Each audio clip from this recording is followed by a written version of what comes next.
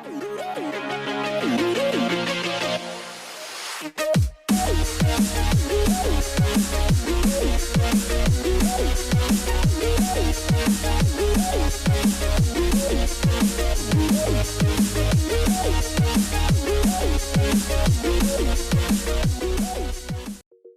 friends, everyone designer tips in പുതിയൊരു വീഡിയോയിലേക്ക് സ്വാഗതം.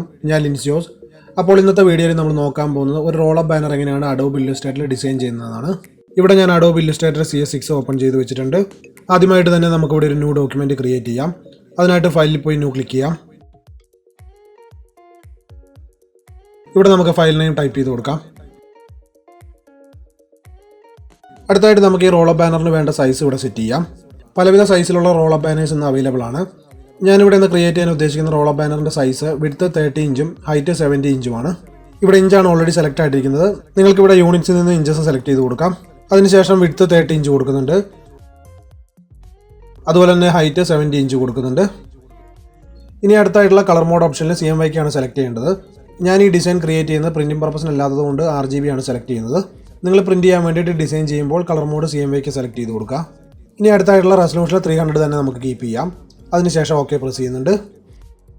ഇവിടെ നമ്മൾ കൊടുത്തിട്ടുള്ള മെഷർമെൻറ്റ്സ് വെച്ചിട്ട് ഒരു ന്യൂ ഡോക്യുമെൻറ്റ് ക്രിയേറ്റ് ആയിട്ടുണ്ട്. അപ്പോൾ ഇവിടെ നമുക്ക് നമ്മുടെ വർക്ക് സ്റ്റാർട്ട് ചെയ്യാം. ആദ്യമായിട്ട് തന്നെ എനിക്ക് ഇവിടെ ഒരു ഷേപ്പ് ക്രിയേറ്റ് ചെയ്യണം. അതിനായിട്ട് റൗണ്ടർ റെക്ടാങ്കിൾ ടൂൾ സെലക്ട് ചെയ്ത് ക്രിയേറ്റ് ചെയ്യുന്നുണ്ട്. അടുത്തായിട്ട് നമുക്ക് ഈ ഷേപ്പിനെ ഒന്ന് റൊട്ടേറ്റ് ചെയ്യണം. അതിനായിട്ട് ഫ്രീ ട്രാൻസ്ഫോം ടൂൾ യൂസ് ചെയ്ത് റൊട്ടേറ്റ് ചെയ്യാം.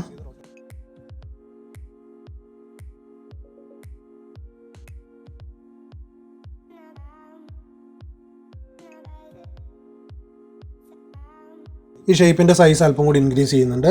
നമുക്ക് ഈ ഷേപ്പിനെ കറക്റ്റായിട്ട് അലൈൻ ചെയ്ത് വെക്കാം.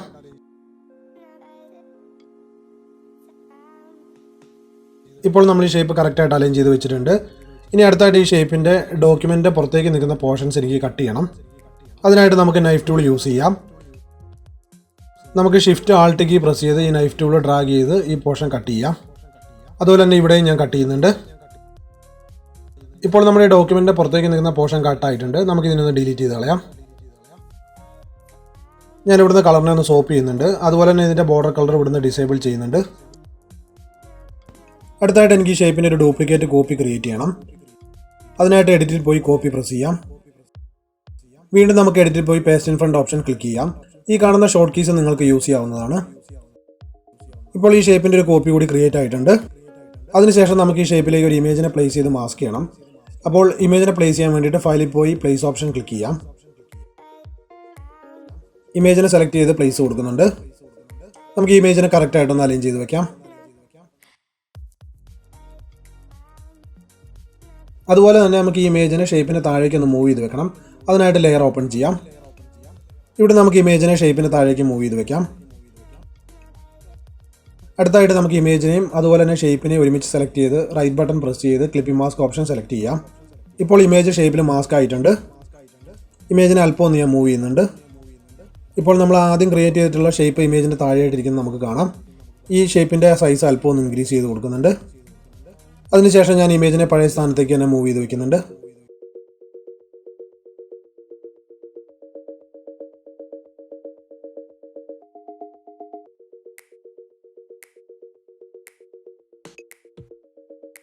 നമുക്ക് ഈ താഴെയുള്ള ഷേപ്പിൻ്റെ സൈസ് അല്പം ഇൻക്രീസ് ചെയ്ത് കൊടുക്കാം. ഈ ഇമേജിൻ്റെ പുറത്തൊരു ബോർഡർ പോലെ ഈ ഷേപ്പിനെ അലൈൻ ചെയ്ത് വെക്കാം. നമുക്ക് ഈ ഷേപ്പിൻ്റെയും ഡോക്യുമെൻ്റിൻ്റെ പുറത്തേക്ക് നിൽക്കുന്ന പോർഷൻസിനെ കട്ട് ചെയ്യണം.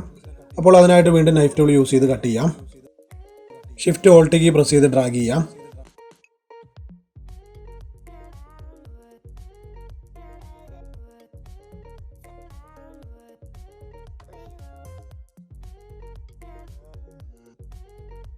നമ്മൾ ഈ ബോർഡർ ആയിട്ട് കൊടുത്തിട്ടുള്ള ഷേപ്പിൻ്റെ ഫിൽ കളർ ഒന്ന് ചേഞ്ച് ചെയ്ത് കൊടുക്കാം.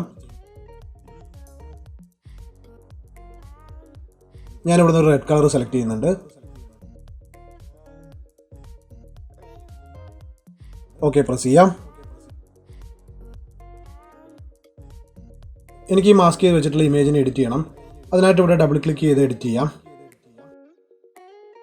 ഈ ഇമേജിൻ്റെ സൈസ് അല്പം റെഡ്യൂസ് ചെയ്യുന്നുണ്ട്. അതുപോലെ തന്നെ ഇമേജിനെ അല്പം കൂടി മൂവ് ചെയ്ത് വെക്കുന്നുണ്ട്. അടുത്തായിട്ട് ഇവിടെ റൗണ്ടഡ് റെക്ടാങ്കിൾ ടൂൾ യൂസ് ചെയ്തുകൊണ്ട് ഒരു ഷേപ്പ് ക്രിയേറ്റ് ചെയ്യുന്നുണ്ട്.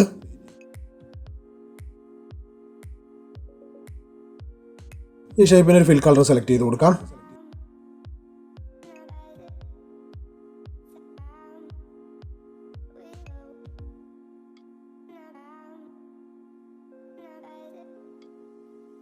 നമുക്ക് ഈ ഷേപ്പിനെ ഒന്ന് റൊട്ടേറ്റ് ചെയ്ത് വെക്കാം. ഇവിടെ കറക്റ്റായിട്ട് അലൈൻ ചെയ്ത് വെക്കാം.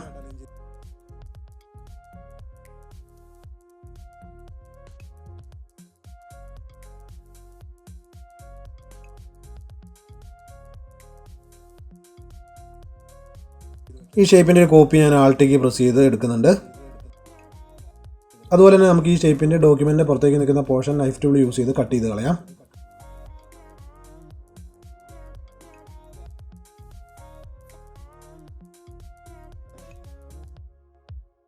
അടുത്തായിട്ട് ഈ ഷേപ്പിനെ നമുക്കൊന്ന് ഇൻക്രീസ് ചെയ്യാം. ഈ ഷേപ്പിനെ ഇവിടെ കോർണറിൽ കറക്റ്റായിട്ട് അലൈൻ ചെയ്ത് വെക്കാം.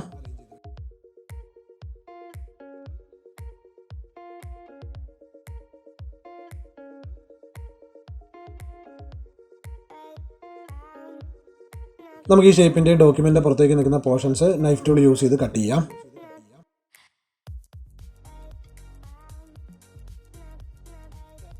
ഈ പോർഷനെ ഡിലീറ്റ് ചെയ്യുന്നുണ്ട്. നമുക്ക് ഈ ഷേപ്പിന് ഇതേ കളർ തന്നെ കൊടുക്കാം. അതിനായിട്ട് ഐ ഡ്രോപ്പർ ടൂൾ യൂസ് ചെയ്ത് കളർ പിക്ക് ചെയ്ത് കൊടുക്കാം.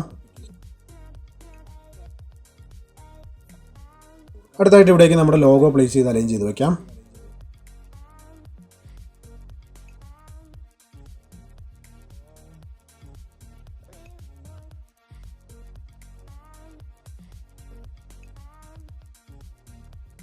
ഈ ലോഗോ കറക്റ്റായിട്ട് അലൈൻ ചെയ്യുന്നതിന് മുൻപായിട്ട് നമുക്ക് ഈ റോളപ്പ് ബാനറിൻ്റെ 4 സൈഡിലും ഓരോ ഗൈഡ് ലൈൻസ് സെറ്റ് ചെയ്യണം.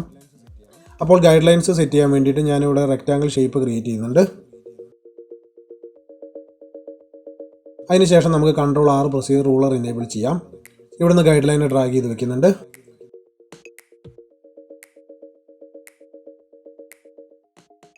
നമുക്ക് ഈ ഷേപ്പിനെ റൈറ്റ് സൈഡിലേക്ക് മൂവ് ചെയ്ത് വെച്ച് അവിടെയും ഗൈഡ് ലൈൻ സെറ്റ് ചെയ്യാം.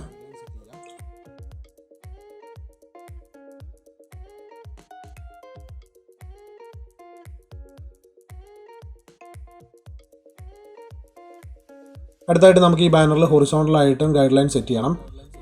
അതിനായിട്ട് ഞാൻ ഈ റെക്റ്റാങ്കിൾ ഷേപ്പിനെ റൊട്ടേറ്റ് ചെയ്യുന്നുണ്ട്. ഇവിടെ ഒരു 90 ഡിഗ്രി കൊടുത്ത് ഓക്കെ പ്രസ് ചെയ്യാം.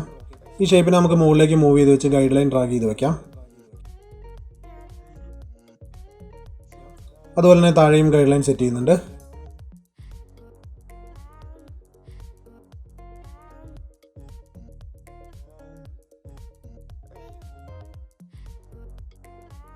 ഇനി നമുക്ക് ഈ ലോഗോയിനെ ഗൈഡ് ലൈനിൻ്റെ ഉള്ളിൽ നിൽക്കുന്ന രീതിയിൽ കറക്റ്റായിട്ട് സെറ്റ് ചെയ്യാം. ഈ ലോഗോയുടെ സൈസ് അല്പം റെഡ്യൂസ് ചെയ്യുന്നുണ്ട്.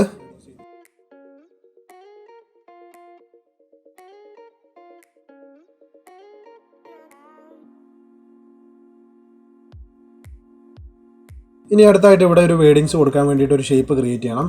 അതിനായിട്ട് നമുക്ക് എലിപ്സ് ടൂൾ യൂസ് ചെയ്യാം. റൗണ്ട് ഷേപ്പ് ക്രിയേറ്റ് ചെയ്യുന്നുണ്ട്. ഈ ഷേപ്പിൻ്റെ ഫിൽ കളർ ഒന്ന് ചേഞ്ച് ചെയ്ത് കൊടുക്കുന്നുണ്ട്. അതുപോലെ തന്നെ ഈ ഷേപ്പിന് ഞാനൊരു സ്ട്രോക്ക് കളർ കൂടി കൊടുക്കുന്നുണ്ട്.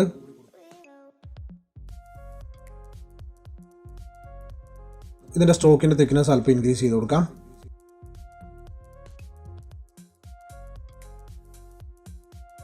ഞാൻ ഈ ബാനറിന് ആവശ്യമായിട്ടുള്ള ഡീറ്റെയിൽസ് ഇവിടെ നോട്ട് പാഡിൽ സേവ് ചെയ്ത് വെച്ചിട്ടുണ്ട്. ആ ഡീറ്റെയിൽസിനെ ഞാൻ ഇവിടേക്ക് പ്ലേസ് ചെയ്യുന്നുണ്ട്.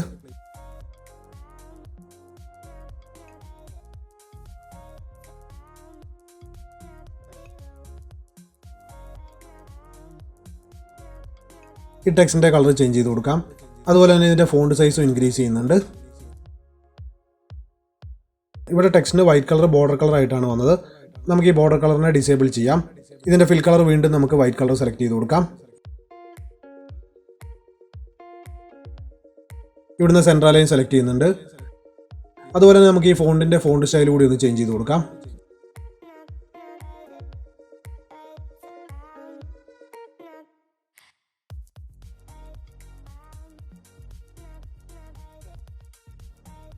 ഈ വേഡിങ്സിനെ നമുക്ക് ഈ റൗണ്ട് ഷേപ്പിൽ കറക്റ്റായിട്ട് അലൈൻ ചെയ്ത് വെക്കാം.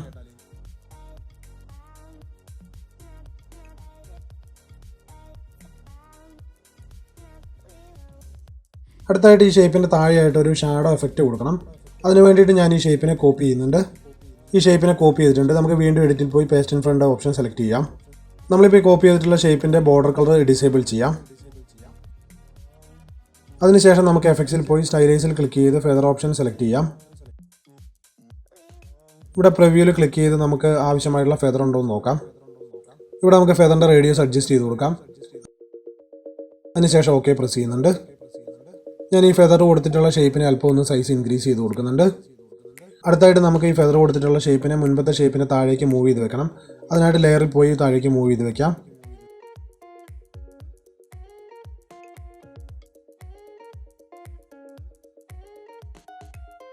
അതുപോലെ തന്നെ നമുക്കിതിനെ കറക്റ്റായിട്ട് മൂവ് ചെയ്ത് അലൈൻ ചെയ്ത് വെക്കാം. ഞാൻ ഈ രണ്ട് ഷേപ്പിനെ ഒരുമിച്ച് സെലക്ട് ചെയ്ത് അല്പം സൈസ് ഒന്ന് റെഡ്യൂസ് ചെയ്ത് കൊടുക്കുന്നുണ്ട്.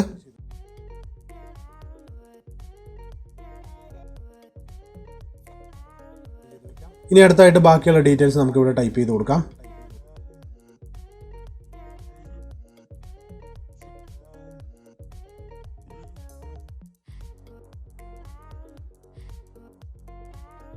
ഈ ടൈറ്റിലിൻ്റെ ഫോണ്ട് സ്റ്റൈൽ ചേഞ്ച് ചെയ്ത് കൊടുക്കുന്നുണ്ട്.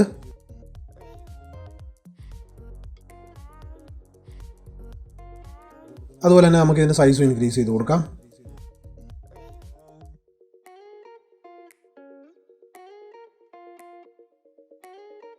ഈ ടൈറ്റിലിൻ്റെ ലൈൻസിൻ്റെ ഇടയിലുള്ള സ്പേസ് നമുക്ക് അല്പം ഒന്ന് കുറച്ച് കൊടുക്കാം. അതിനായിട്ട് ക്യാരക്ടർ ഓപ്ഷൻ ഓപ്പൺ ചെയ്യാം. ഇവിടുന്ന് സൈസ് റെഡ്യൂസ് ചെയ്ത് കൊടുക്കാം.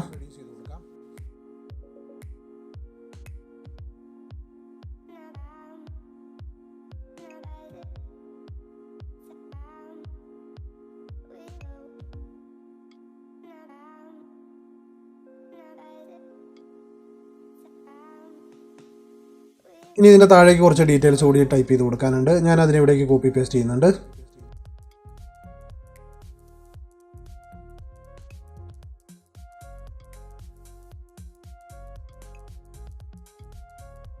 നമുക്ക് ഈ ഡീറ്റെയിൽസിനെ ഫോണ്ട് സ്റ്റൈലും അതുപോലെ തന്നെ ഫോണ്ട് സൈസൊക്കെ ഒന്ന് ചേഞ്ച് ചെയ്ത് കൊടുത്ത് കറക്റ്റായിട്ട് അലൈൻ ചെയ്ത് വെക്കാം.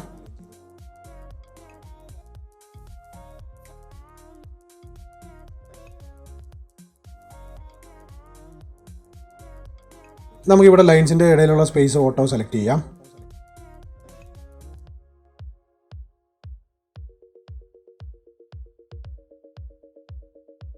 ഈ ഡീറ്റെയിൽസ് നമുക്ക് അല്പം കൂടി മുകളിലേക്ക് മൂവ് ചെയ്ത് വെക്കാം. ഈ ഡീറ്റെയിൽ മുകളിൽ കൊടുത്തിട്ടുള്ള ഷേപ്പിൻ്റെ അതേ കളർ തന്നെ പിക്ക് ചെയ്ത് കൊടുക്കാം. ഇവിടെ ഈ ഡീറ്റെയിലിന് ബോർഡർ കളർ കൂടി സെലക്ട് ആയിട്ടുണ്ട്. നമുക്ക് ഈ ബോർഡർ കളറിനെ ഡിസേബിൾ ചെയ്യാം.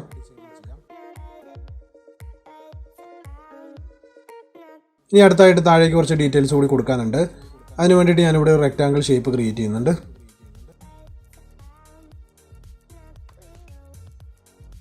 ഈ ഷേപ്പിന് നമ്മൾ മുകളിൽ കൊടുത്തിട്ടുള്ള റെഡ് കളർ തന്നെ പിക്ക് ചെയ്ത് കൊടുക്കാം.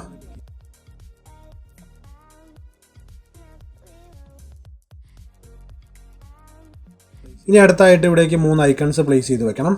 അതിന് വേണ്ടിയിട്ട് നമുക്കിവിടെ റൗണ്ട് ഷേപ്പ് ക്രിയേറ്റ് ചെയ്യണം. ഞാൻ ഈ മുകളിലുള്ള റൗണ്ട് ഷേപ്പിനെ താഴേക്ക് കോപ്പി ചെയ്ത് വെക്കുന്നുണ്ട്.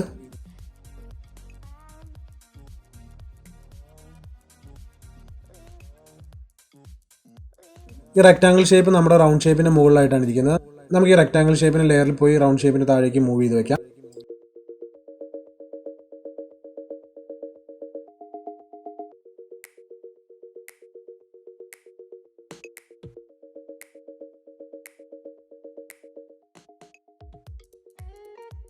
ഈ ഷേപ്പിൻ്റെ സൈസ് അല്പം റെഡ്യൂസ് ചെയ്യുന്നുണ്ട്.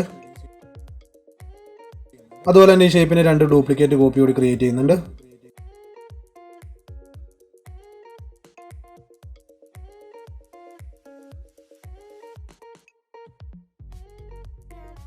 നമുക്ക് ഈ 3 ഷേപ്പിനെയും ഗൈഡ് ലൈനിൻ്റെ ഉള്ളിലായിട്ട് കറക്റ്റായിട്ട് അലൈൻ ചെയ്ത് വെക്കാം.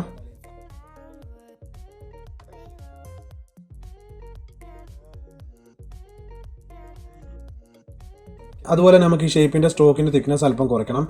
അതിന് വേണ്ടിയിട്ട് നമുക്ക് ഈ 3 ഷേപ്പിനെ ഒരുമിച്ച് സെലക്ട് ചെയ്യാം.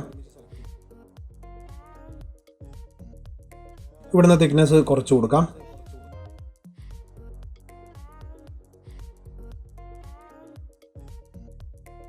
ഇനി അടുത്തായിട്ട് നമുക്ക് ഇവിടേക്ക് വേണ്ട ഐക്കൺസ് പ്ലേസ് ചെയ്ത് അലൈൻ ചെയ്ത് വെക്കാം.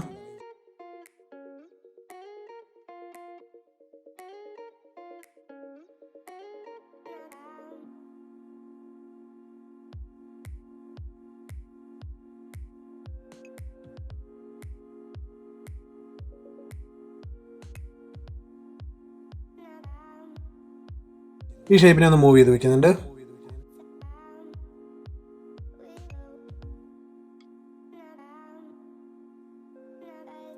ഇനി അടുത്തായിട്ട് നമുക്ക് ഇവിടേക്ക് വേണ്ട ഡീറ്റെയിൽസ് ടൈപ്പ് ചെയ്ത് വെക്കാം.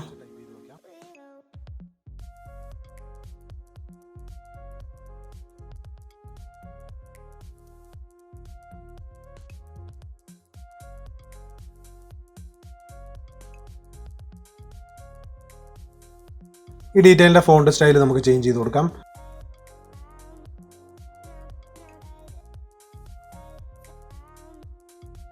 അതുപോലെ തന്നെ ഇതിൻ്റെ സൈസും അല്പം ഒന്ന് ഇൻക്രീസ് ചെയ്യുന്നുണ്ട്. ഇവിടെ ഈ ഫോണ്ടിന് വൈറ്റ് കളർ സെലക്ട് ചെയ്ത് കൊടുക്കാം.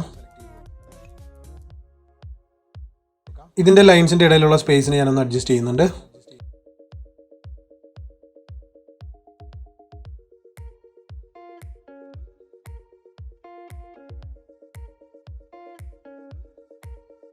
ഇനി ബാക്കിയുള്ള ഡീറ്റെയിലും ടൈപ്പ് ചെയ്ത് അലൈൻ ചെയ്ത് വെക്കാം.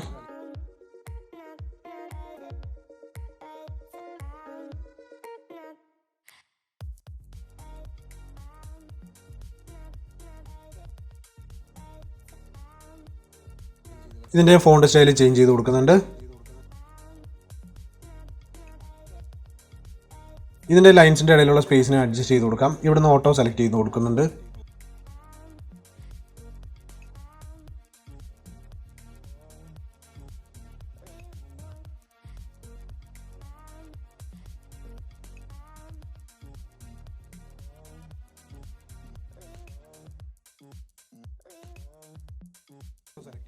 ഈ ഡീറ്റെയിലിനെ കറക്റ്റായിട്ട് മൂവ് ചെയ്ത് അലൈൻ ചെയ്ത് വെക്കാം.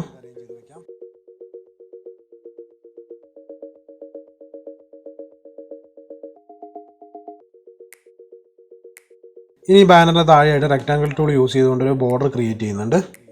ഡ്രാഗ് ചെയ്ത് റെക്റ്റാങ്കിൾ ഷേപ്പ് ക്രിയേറ്റ് ചെയ്യാം. നമുക്ക് ഈ മുകളിലുള്ള ഷേപ്പിൻ്റെ അതേ കളർ തന്നെ പിക്ക് ചെയ്ത് കൊടുക്കാം. ഇവിടുന്ന് ബോർഡർ കളർ ഡിസേബിൾ ചെയ്യുന്നുണ്ട്. ഇനി അവസാനമായിട്ട് നമുക്ക് നമ്മുടെ കോൺടാക്ട്സ് ഡീറ്റെയിൽ കൂടി ടൈപ്പ് ചെയ്ത് കൊടുക്കാം.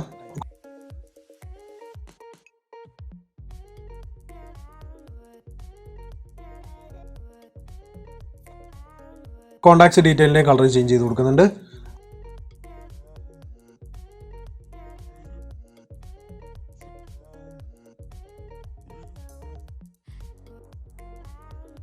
അതുപോലെ തന്നെ ഓരോ ഡീറ്റെയിലിൻ്റെ ഇടയിൽ അല്പം സ്പേസ് കൊടുക്കുന്നുണ്ട്.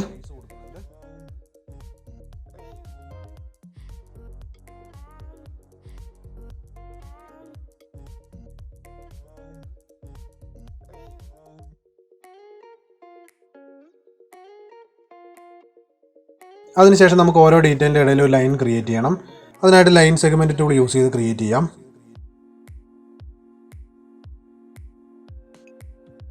ഇവിടെ നമുക്ക് സ്ട്രോക്ക് കളർ വൈറ്റ് സെലക്ട് ചെയ്ത് കൊടുക്കാം. അതുപോലെ തന്നെ ഈ ലൈൻ്റെ ഒരു കോപ്പി എടുത്ത് അടുത്ത ഡീറ്റെയിലിന് ശേഷം വെക്കുന്നുണ്ട്.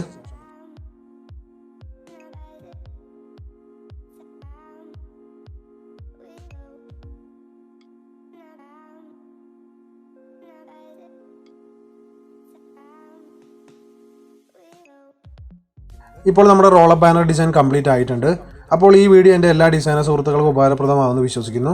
ഈ വീഡിയോ ഇഷ്ടമായെങ്കിൽ നിങ്ങൾക്ക് ലൈക്ക് ചെയ്യാം. അതുപോലെ തന്നെ നിങ്ങളുടെ കമൻസുകൾ രേഖപ്പെടുത്തുക. ഒപ്പം ഈ ചാനൽ സബ്സ്ക്രൈബ് ചെയ്യാത്തവർ സബ്സ്ക്രൈബ് ചെയ്ത് ബെല്ലൈക്കൺ കൂടി പ്രസ് ചെയ്ത് നോട്ടിഫിക്കേഷൻ എനേബിൾ ചെയ്ത് വയ്ക്കുക.